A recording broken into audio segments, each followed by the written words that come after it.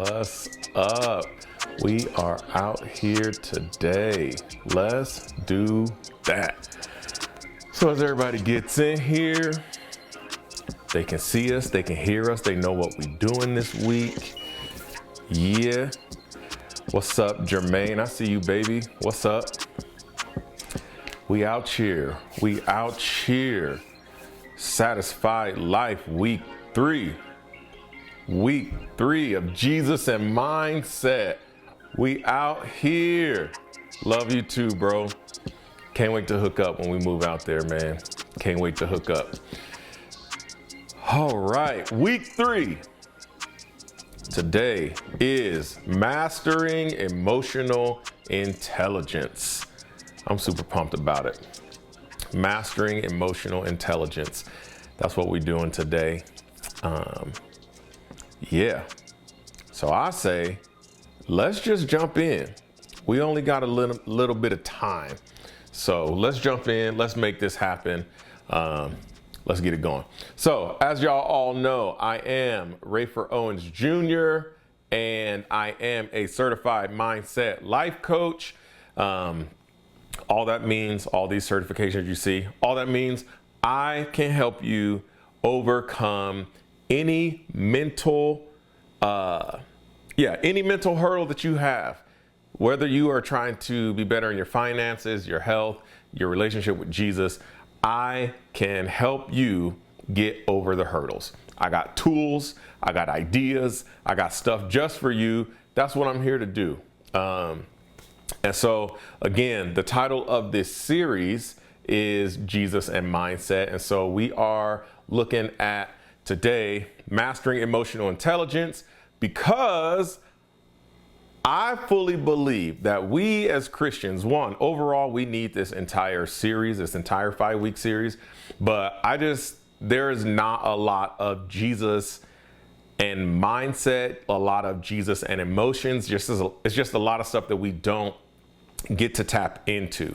And so that's what I want to do. I want to help everybody get their emotions in check so that they can see them and understand them and all that good stuff. So let's jump into it. Recap. Last week we talked about, Last week we talked about renewing our minds and how to cultivate a growth mindset. And we walked through the 4 steps or the 4 simple shifts that we need to take to make sure we are cultivating a growth mindset. 1, I have to have awareness of where I am, who I am, when I am shutting down my emotion, or not my emotions, but when I'm shutting down my growth mindset with fixed mindset thoughts. So I have to be aware of the moment that I'm like, oh man, I can't do this. I'm not good at this, or whatever it may be. When we shut those things down, immediately we take ourselves out of the game. So 1, I have to know when I have a fixed mindset, and then turn and give myself the opportunity to have a growth mindset. So what is simple shift number 2? Simple shift number 2 is embracing the challenge. Put yourself in real situations that you can control that are going to challenge you. That's what you should do. Put yourself in real situations that will challenge you as a person. Embrace it. Celebrate the wins. Learn from the losses. You can do this. Number 3, develop resilience. As you push yourself and as you challenge yourself, you are naturally going to develop this bounce back. You're going to develop this resilience inside of you that says, I can do hard things. And you only know if you can do hard things if you try to do hard things. So if that is having a hard conversation, or if it is trying to find different ways to manage your money, or if it's trying to build a business, so you start doing live videos on Instagram and then start making content, just try. You're going to develop this resilience inside of you. And finally, you're going to keep seeking improvement, because once you learn, you're going to get addicted to learning. And before you know it, you're going to look up, you're going to look back 6 months and go, man, me really challenging myself for the last 6 months, is really helping me challenge and take on the challenges that life is throwing at me. And it's a really awesome process. It's a really awesome life to live, this growth mindset. I absolutely love it. So that was last week.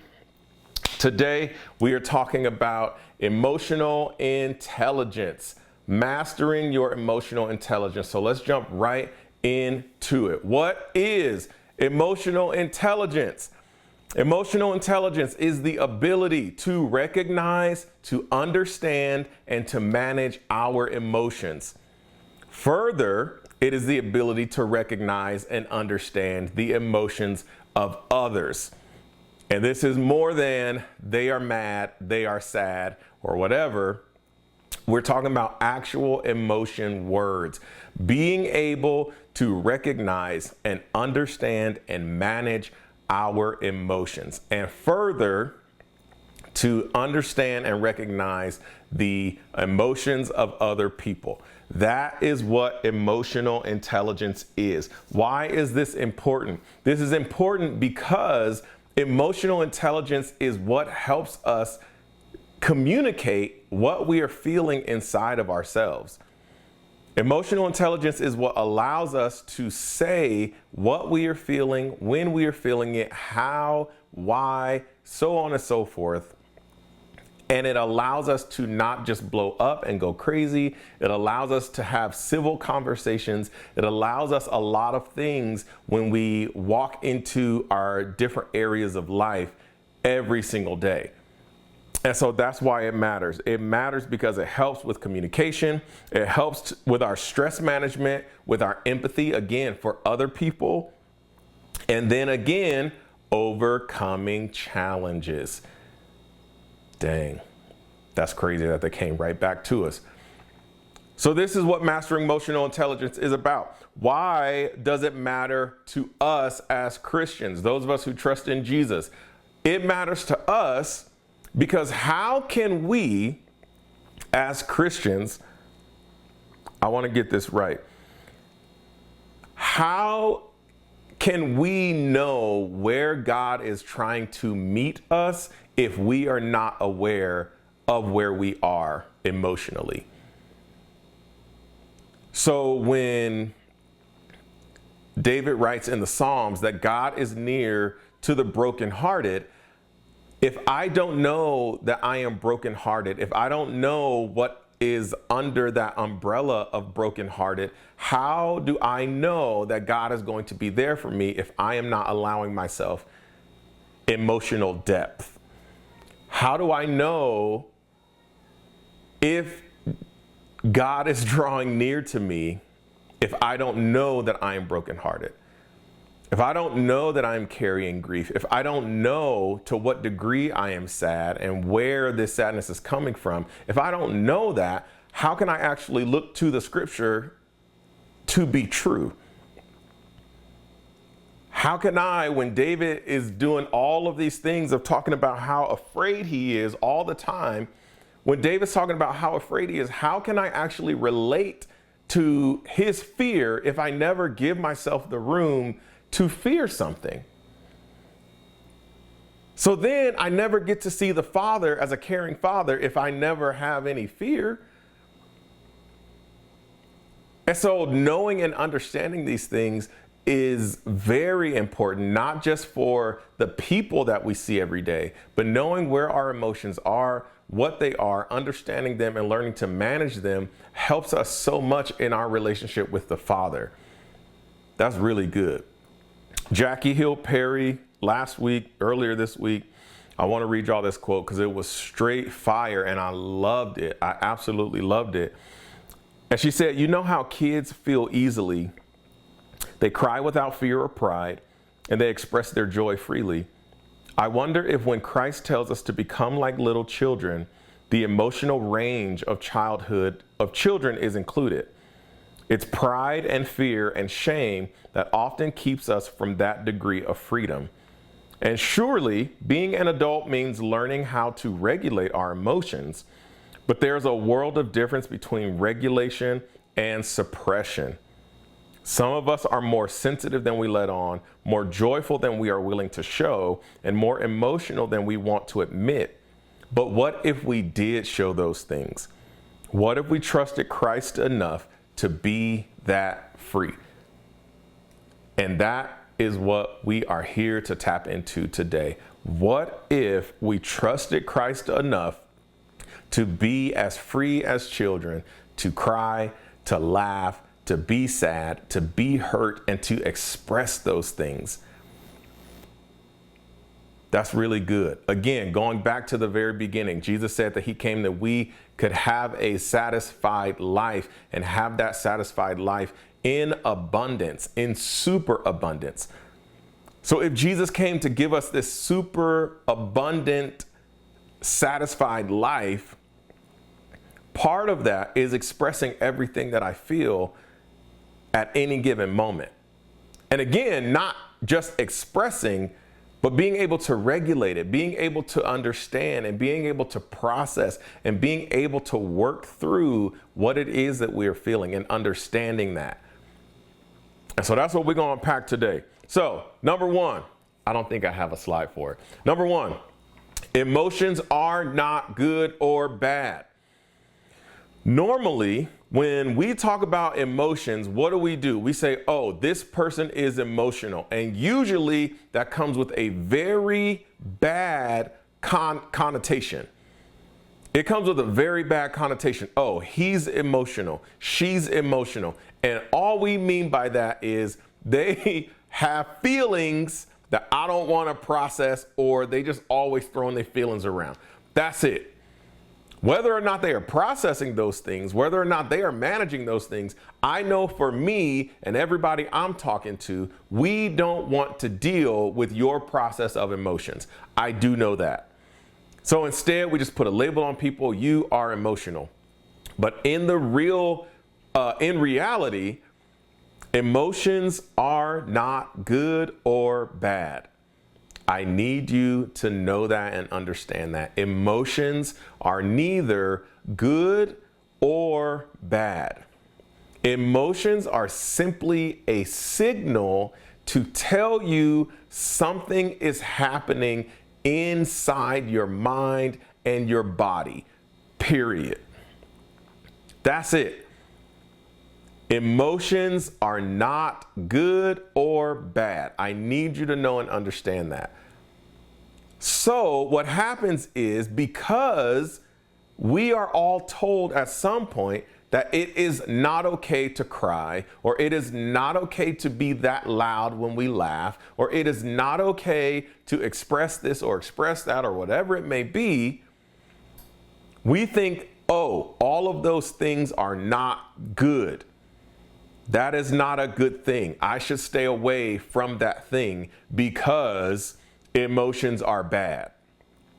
But emotions are just a signal that are letting you know what's happening inside your life at the moment.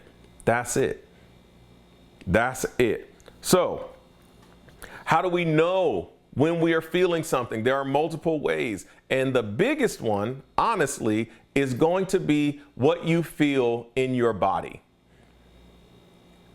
Every time you are excited about something, every time you are nervous about something, it feels the same physically. It's going to show up physically. Your stomach feels a little weird. You're a little shaky. You're a little jittery when you are both nervous and when you are excited. So then what do people say when they're about to do something that they're excited about? Naturally, they say, I am nervous. But they could just be excited. And so if I am able to process and understand what I am feeling in my body, and I can look at the situation and I feel this tingling, this little, this electricity in my body, I can legitimately dig into why I'm feeling this way. Think about it. When my heart rate starts to beat, boom, boom, boom, boom, boom, boom. You're in a conversation and somebody says one thing, and immediately your heart rate just shoots straight up. That's because your body is telling you we need to be on alert. Your body is the first thing that's going to tell you something is going on. When you clench your jaw, you're walking around with your shoulders up. You're just walking around like this all the time. Your body is trying to tell you, hey, something is happening here. I need to pay attention. And every single time, whatever it is you feel, you are most likely going to feel it first in your body. Before I can put a word to what I am feeling, my body is most likely going to give me a signal of what I am feeling. That's number one. I am going to find awareness of my emotions in my body. So here's the thing. This is what we do. I'm going to tell you what we do, and then we're going to give you the steps to change it. So what we do instead of processing the emotion. So let's go back to this nervous the nervous excited thing. It feels the same in my body, right? And all I'm going to do is, let's say we're signing for a house. We're signing for a house. The whole thing is done. If you're doing the paperwork, all the stuff is done. Both two banks have already agreed to what's going to happen with this process. And so because we are excited that we're about to buy a house and we feel this electricity in our body, our heart rate's a little elevated, our mind, our thoughts are going a little back and forth real quick. And I want to say that I'm excited. But what I do is I suppress the excitement. You okay? You okay? Oh yeah, I'm fine. I'm fine. So I suppress it. I just push it down. I just push down the thing that I feel. This is one that parents have all the time. Just the anger, because kids don't listen. The anger from being ignored, feeling ignored. But I don't know that. So I just know this anger comes up, and I don't want to be the parent that yells at my kids. I don't want to be the parent that's constantly yelling at my kids. So what do? I suppress it. It doesn't go anywhere, but I still feel it in my body. I still feel my body tense up. So we suppress. Oh, that's good. We avoid it altogether. I'm just going to distract myself until something else gets me off of this. So I'm just going to keep doing other things. I'm going to just keep moving. I'm going to keep moving. Don't think about it. Don't think about it. Don't think about it. I'm going to keep trying to do all these different things so I don't have to think about this anger that I feel. Or I don't have to think about this excitement that's in my body. I'm just going to avoid it altogether. How often do you see someone who is sad and they're talking to you like everything is okay? But as you hear the words, you can know, you see it. You sound sad. Oh, no. I'm just going to stay busy. I'm going to just stay busy. And so again, they never process what it is they're actually feeling. We intellectualize. Well, I understand why they did that, and it made me feel that way. So, okay. I understand why they did this, and this. That makes sense. So I don't have any right to feel what I feel. But that's not processing anything. I'm just saying that I am intellectualizing. Oh, what you did made sense for who you are. So, no, I don't hurt my feelings. It didn't hurt. But it does hurt. Even though those are the only tools that they may have in any given situation. It does hurt, and that's okay to say. We'll get there in a little bit. But I intellectualize. I understand where you are in your life, and so I don't need to process for me what I'm feeling, and that's not okay. That is not okay. And then lastly, as Christians, we do this one all the time. We over-spiritualize. We slap God on it so fast, and then we act like it's his fault. I am nervous. I am scared. I am afraid. Those are the things I'm feeling, but what do I say instead? Well, praises go up, blessings come down. God is going to do it. And so I don't even know what's happening inside of me because I'm just showing up and I'm crying out to God. but I'm really angry at him. And so because I'm angry, or because my feelings are hurt, because I had an idea of how I wanted this to work out, I had an idea of what I wanted in a situation, I had an idea of how this should go, and then it doesn't go how I want it to go. And what do we say? God is in control. Well, if God is in control, then let him be in control and don't be upset about it. And if you are upset about it, because I will tell you, I'm in control of a lot of stuff, but my 6-year-old will always voice his displeasure. And why is that? Because he is not living in a home that doesn't allow him to process what he's feeling out loud. It is work as a parent to let my 6-year-old voice the displeasure that he has about my parenting choices. But guess what? I am the one that's in control. And because I'm in control, I get to let him have this duality of his reality and mine as a parent. And I never hear my son just say, well, Dad, you got it. You'll just make it happen. I know. I hate when people say stuff like that. But we do it all the time. We over-spiritualize. I just need y'all to pray for me because, I'm just going through some things. And really, you're just mad. You can tell God you're upset. Go read through the Psalms and look at the things that David says. But we don't relate to those parts of David because we don't understand our own emotions. So we talk about David and Goliath. We talk about David as king. We talk about David and his whole process with Bathsheba. But we don't talk about David who was scared. We don't talk about David who legitimately is like, yo, my heart is broken. And so we don't relate to that side of David, and we need to. We need to turn the table from God is in control and there's just nothing I can do to legitimately processing how I feel through all of it. All of y'all know it was just over a year ago. All right, we're telling everybody, we moving to LA. Jesus said to move. If I just said God was in control this entire time, I would never talk about how sad it is to close Oasis in September.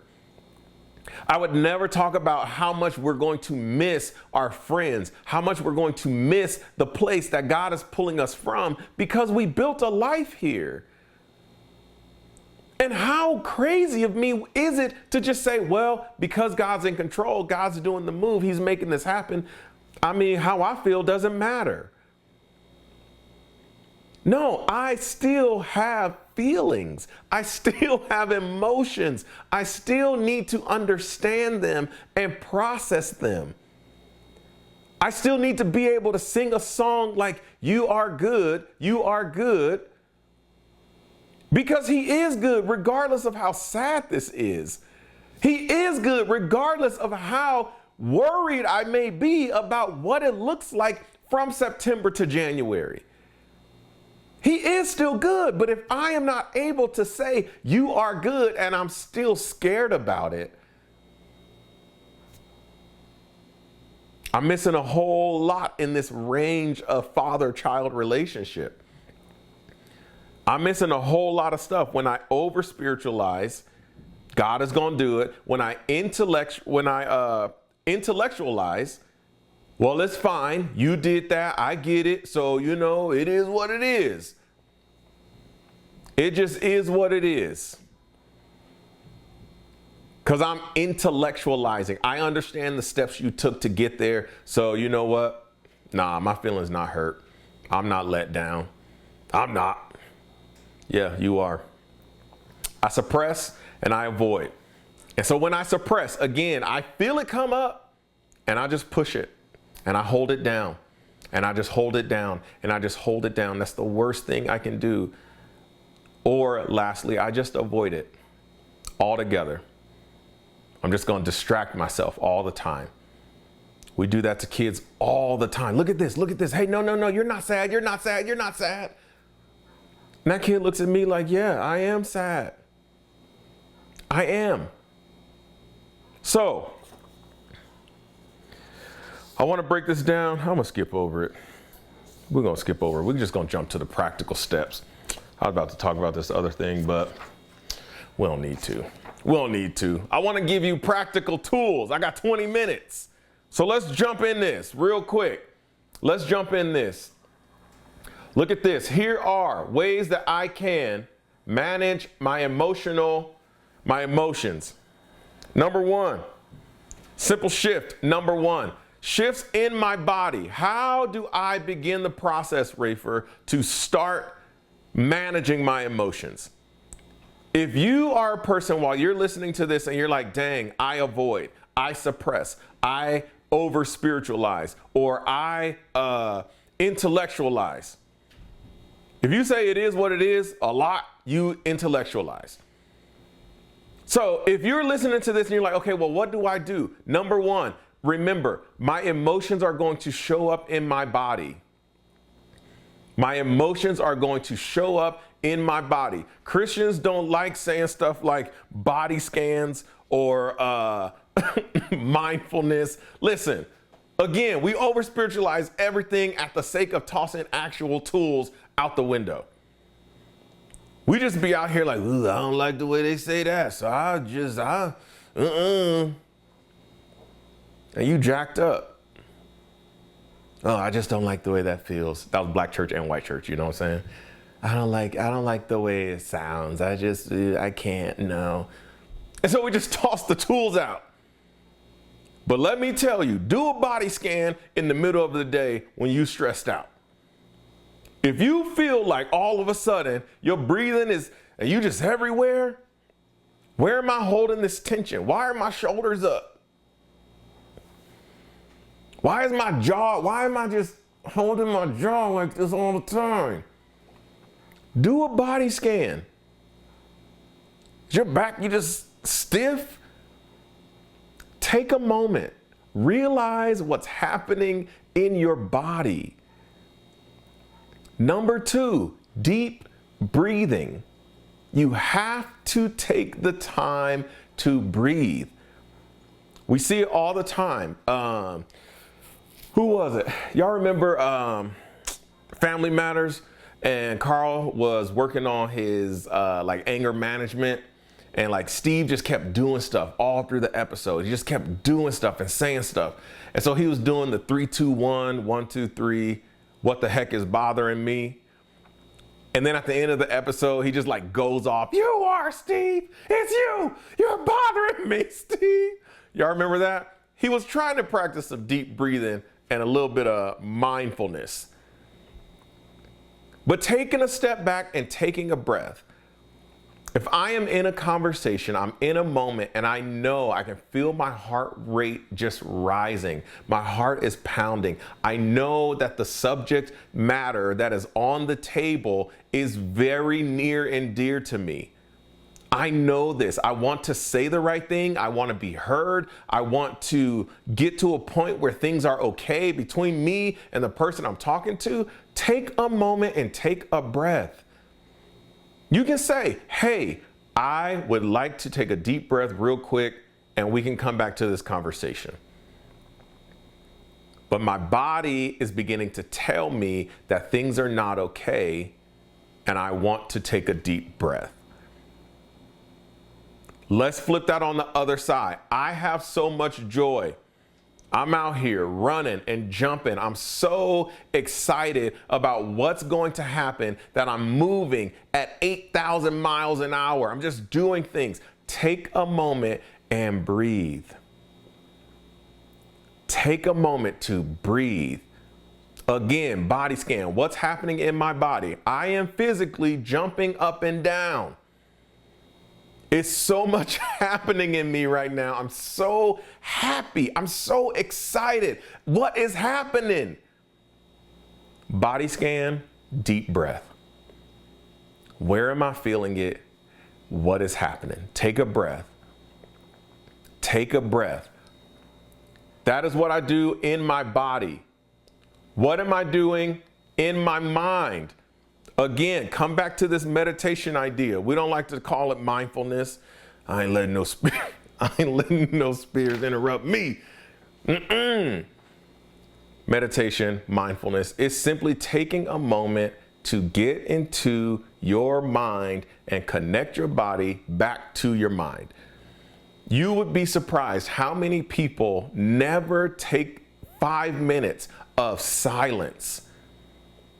5 silent minutes a day, 2 silent minutes a day. And just breathe. Slow down. Just focus. Where am I? What do we have to do today? What am I gonna say? I'm nervous about this. I'm excited about this. The last time this went this way. So on and so forth. Take a moment every day to calm yourself. Calm yourself. Well, I want to talk to Jesus. That's called prayer time. I am saying don't say anything to anybody except to yourself. Where are we? What are we feeling?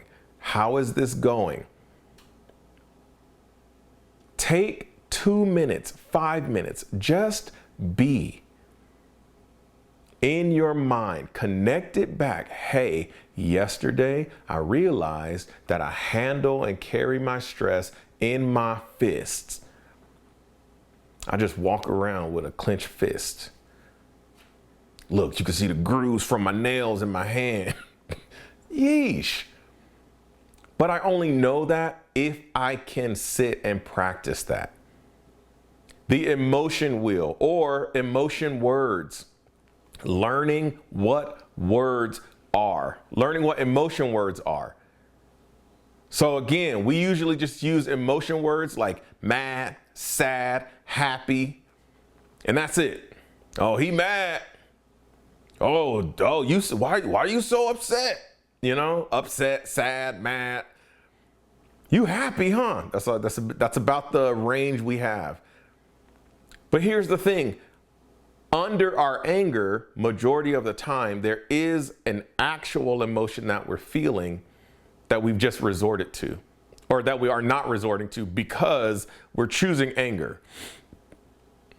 So last year, this was a big one for me. Last year, I realized that I kept running into the issue of trying to help people, whether they asked for it or not. And I took them not taking my advice. When they would not take my advice, I took it very personally.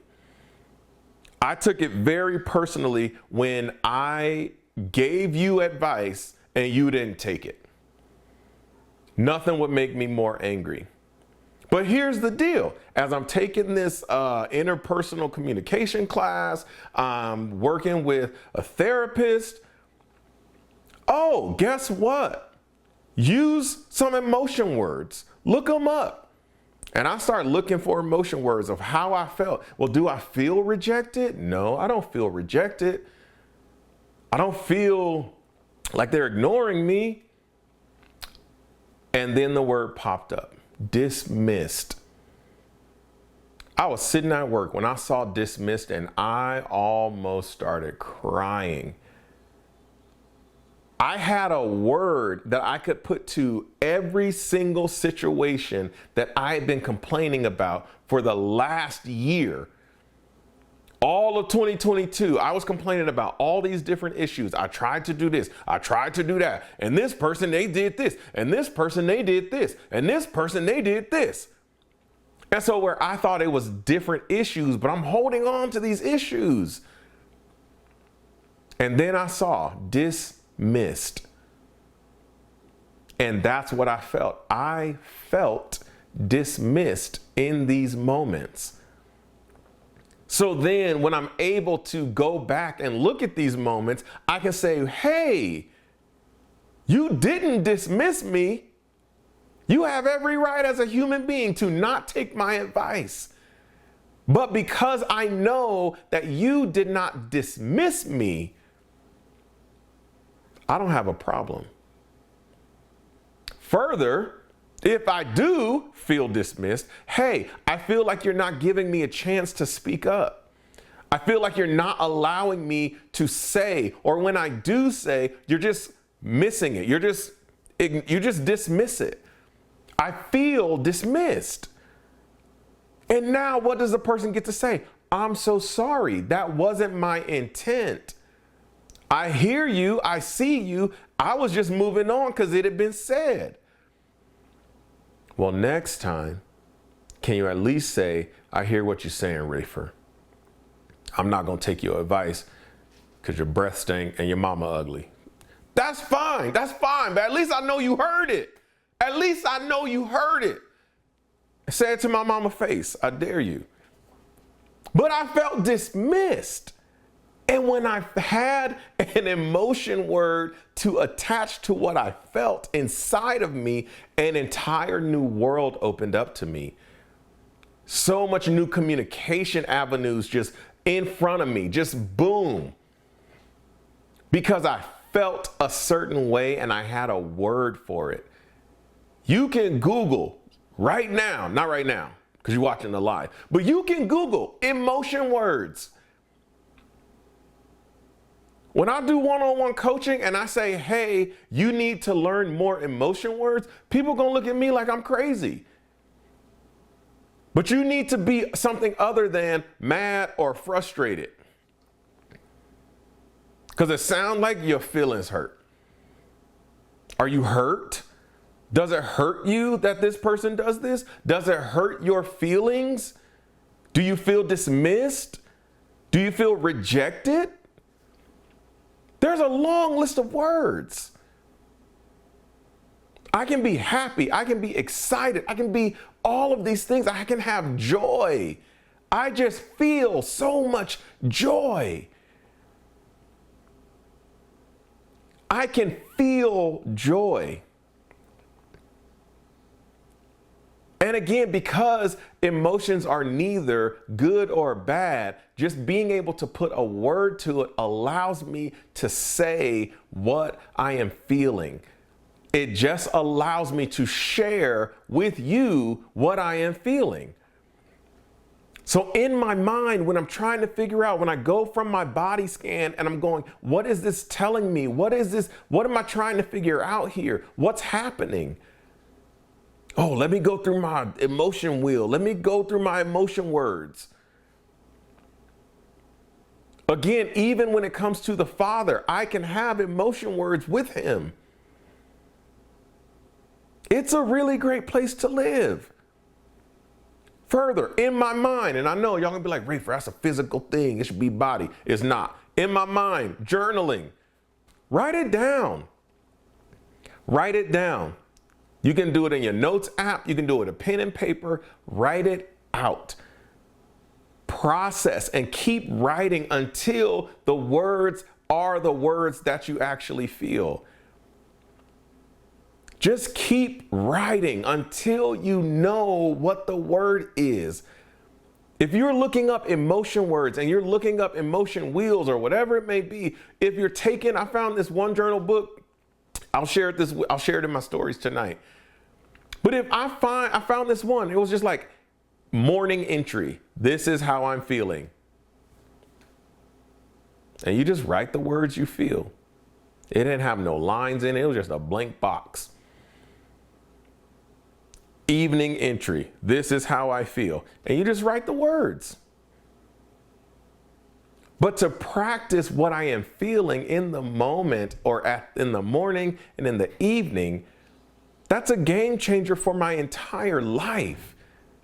Not just for me, but for my relationships with the Father, with my wife, with my kids, whoever else, at work.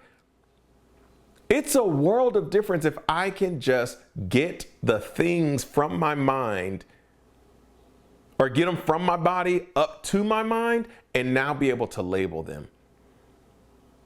So meditating, taking some time, emotion wheel, get the words that you need to get, and journaling. And then next, shift it to my words, what I actually say to people, what I actually say when I process this thing out loud. Number one, I feel versus I think. I feel versus I think. Majority of the time when we say I feel, we have an I think statement after it. When I say I feel, there should be an emotion that comes from that. I feel emotion. If I say I feel, you should be doing the dishes every day because you never make dinner. That's not an I feel. That's an I think. I feel should be followed by an emotion. I feel empowered. I feel loved. I feel hopeful. I feel bored. I feel doubtful. I feel anxious. I feel anger. I feel guilty. Not I think next time you should let me know so I don't mess it up for you. No. I feel ashamed that you feel that way, that you think I messed up, and I feel a little angry. I feel challenged. I feel like this. It's like, well, if I'm about to say I feel and it's a think, pause, take the time and come back to an emotion word. Or just say, I think this, and this. But if I'm doing body scans, if I am taking the time to think about where I am, if I'm slowing down in the moment and I'm in a meeting and everybody's saying all this stuff and I feel attacked, I feel less than, I feel low, I feel like I don't measure up. If I feel these things, maybe I take a deep breath and work through it. Why do you feel less than? Why do you feel challenged? Why do you feel all of these things? Now I can actually walk a path and now I can say, hey, everybody, I feel attacked in this moment. And everybody can say, no, we are not attacking you at all. We are sorry that you feel that way. We're just trying to get this done, and we're just trying to look at the things we want to see in this process. Or you could say, I think y'all attacking me. And they're going to say, well, we're not attacking you. Why do you think that? And again, if I walk through this process, the I think part is going to be a lot of other things that eventually lead me to I feel. So I feel should always be followed with an emotion. I feel hurt. I feel dismissed. I feel excited. I feel joyful. I feel hopeful. I feel afraid. I feel versus I think. Lastly, find somebody to talk to. Find somebody to talk to and find somebody that you trust.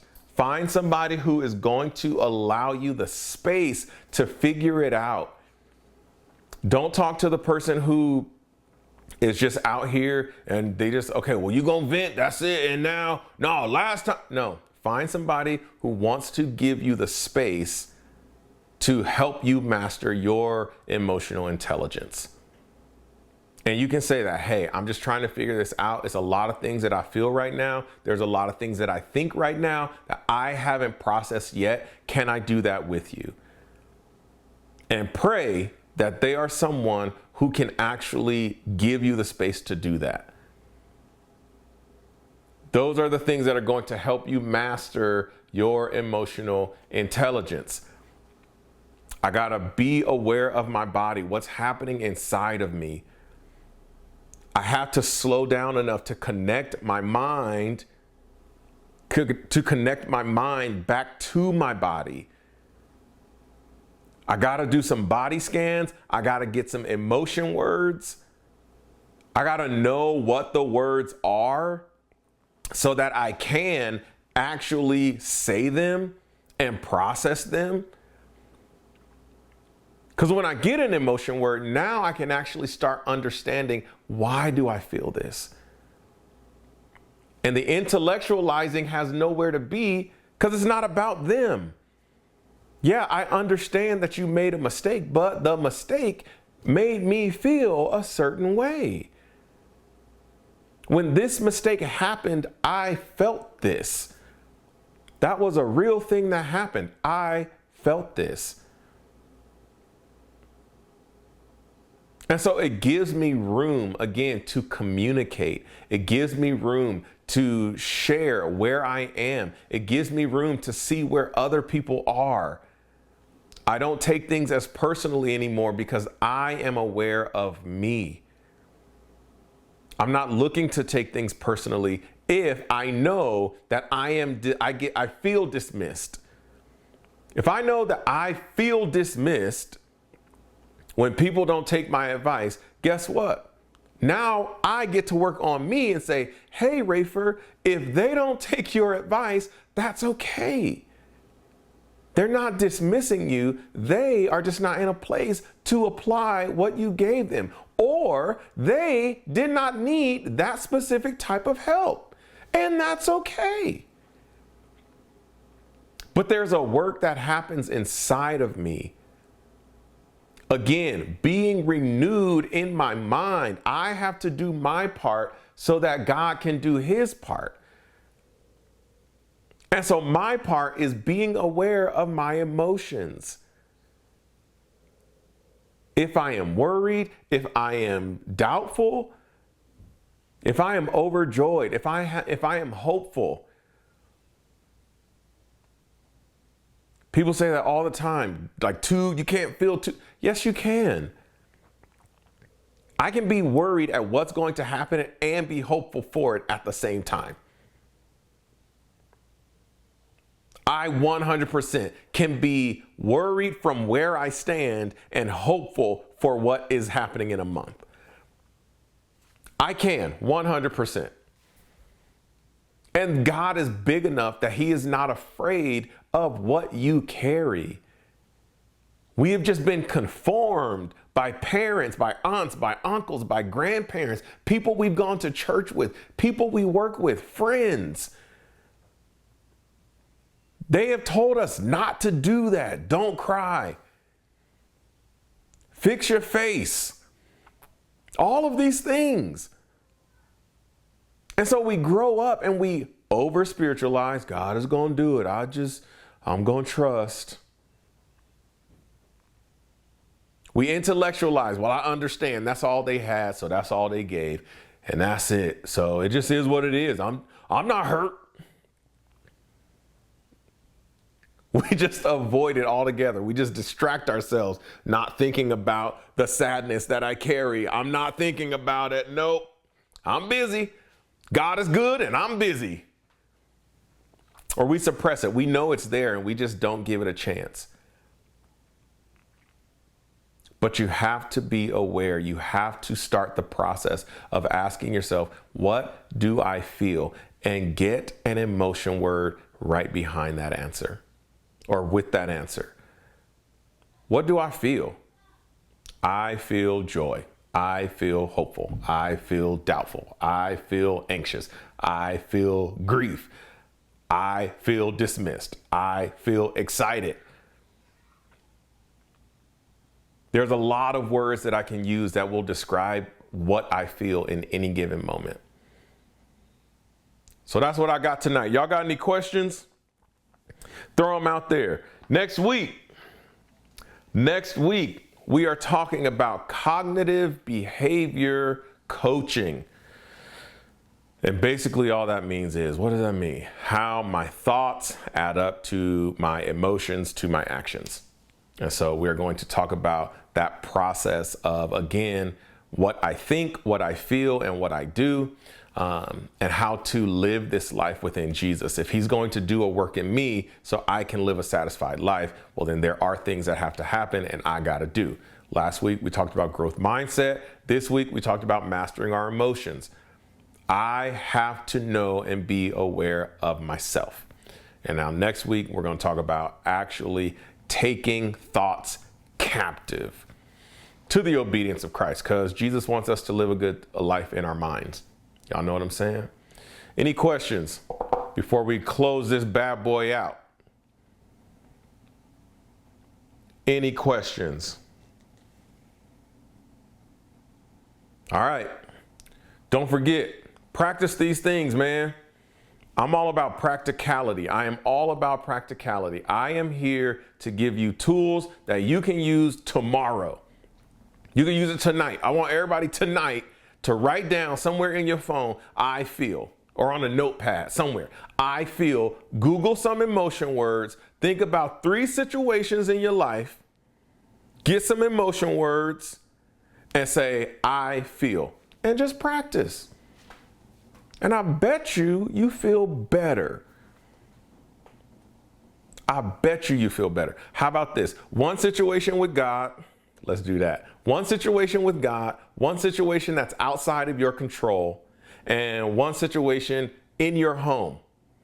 Let's do that. 1, 2, and 3. A situation with God that you need to put some emotion words to, a situation that is outside of your control that you need to put some emotion words to, and a situation that is in your home that you need to put some emotion words to. So for some parents, it may be something with your kids. It may be your spouse. It may be chores. It may be something, but put some words to it. What is happening in your home? Something that is outside of your control that is happening in your life. It could be inflation. It could be grocery prices. It could be the fact that you pay $25 today to pay for Chick-fil-A breakfast for 2 people. That's a very specific situation for me today. But I will tell you, I felt taken advantage of.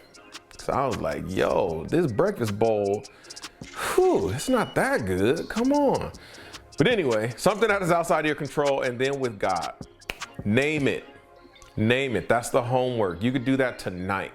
You can get off this, go Google emotion words and find what you feel, and then go from there.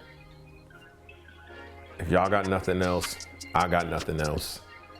And I will see y'all next week. Yeah, boy. All right, that's week 3. I love y'all. Y'all stay up. Don't let the bed bugs bite. Hope we got some good info for these reels for the week. Let's go. We out of here.